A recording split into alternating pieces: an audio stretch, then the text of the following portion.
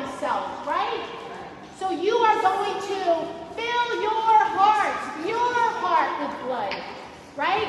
That means fill your heart with love and fill your heart with oxygen. You know what I think oxygen is like? Affirmation. That means you've got to affirm yourself. You've got to say, I'm doing a good job. So if you're getting bullied, right? We said the victim is the bully because they need their heart's not working right. That's right. So we have to fill our hearts with love. We fill our hearts with love by affirming ourselves, by saying, I know what I'm doing. I try hard.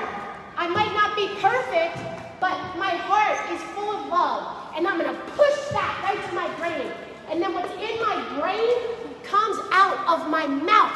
And that is why we have to be so careful what we put in our mind, what we let get in our mind. Okay, guys? So, if we're going to keep our heart warm towards others, right? How do you think we can keep our hearts warm towards others? Oh, whoever here gets jealous of other people? Yeah, well, we've got to understand that kind of stuff makes our heart cold, right? When we're tired, if we have fear and worry, we make our hearts cold and we make our relationships cold, right? But here's the good news. Here's the good news.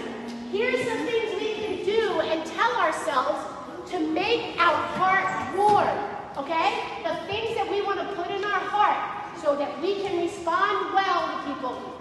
The worst people treat us sometimes, if we can keep our hearts warm, you have to say this. So, a good way to do that is to ask yourself questions.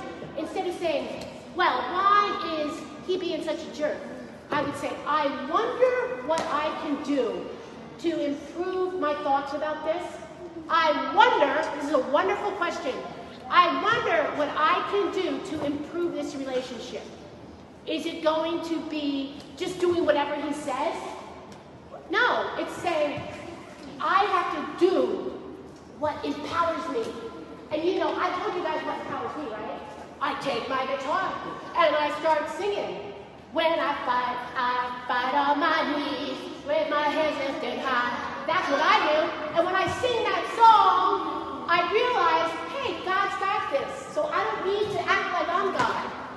And then if you understand why people are acting the way they're feeling, then they're going to be better. And you've got to love, and you've got to forgive. And how do we do that? Every morning when you wake up, you have an assignment.